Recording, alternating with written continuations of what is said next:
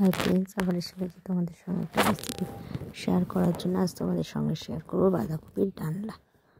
এই দেখো, এখানে আলু, মটরশুঁটি আর কাঁচা লঙ্কা চিড়ে নিয়েছি।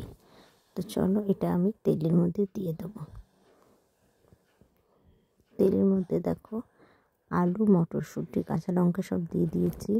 আর দিয়ে দিয়েছি 1 চামচ নুন, 1/2 চামচ হলুদ, 1 চামচ জিরের গুঁড়ো, 1 চামচ ধনের গুঁড়ো, সব দিয়ে আলুগুলোর সঙ্গে ভালো করে মিলিয়ে নেব।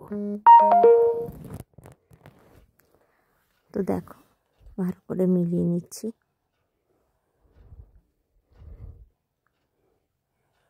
যতক্ষণ এটা কষানো না হবে ততক্ষণ আমি নেড়ে যাব।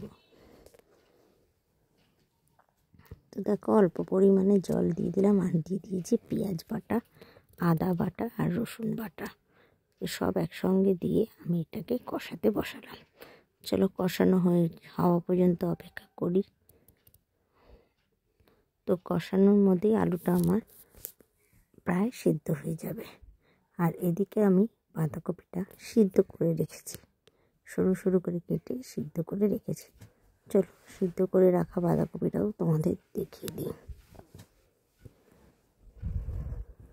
তো দেখো, এই যে আমার সিদ্ধ করে রাখা বাঁধাকপি, দেখো সিদ্ধ করে জল ঝরিয়ে রেখেছি। তো এই বাঁধাকপিটাও আমি, মশলাটা আমার কষানো হয়ে গেলে আস্তে আস্তে এটা দিয়ে দেবো। চলো দেখছি কষানো হয়েছে কিনা। মশলাটা আমার ভালোই কষানো হয়ে গেছে। তো এবার আমি সিদ্ধ করে রাখা বাঁধাকপিটার মধ্যে দিয়ে দিলাম। দিয়ে মশলাটা পুরো বাঁধাকপির সঙ্গে যাতে মিলে যায় সেইভাবেই করব। পুরো ভালো করে উপর নিচেও করে মিলিয়ে দিলাম। দিয়ে এবার বাঁধাকপিটা বসিয়ে দিলাম। তো দেখো, বাঁধাকপিটা আমার আর যত শুকাবে তত জিনিসটা ভাজা ভাজা হবে, তত খেতে টেস্ট হবে। আর আজকের রেসিপিটা যদি তোমাদের ভালো লেগে থাকে তো অবশ্যই একটা লাইক করে দিও, একটা কমেন্ট করে দিও, প্লিজ চ্যানেলটাকে সাবস্ক্রাইব করে দিও, পাশে থাকা বেল আইকনটা প্রেস করে দিও। যখনই নিত্য নতুন ভিডিও আপলোড করবো আগে তোমাদের কাছে পৌঁছে যাবে। দেখো, আমি গরম মশলাও দিয়ে দিলাম। গরম মশলাটাও বাঁধাকপির সঙ্গে মিলিয়ে নেবো। আমার বাঁধাকপি একদম রেডি হয়ে গিয়েছে।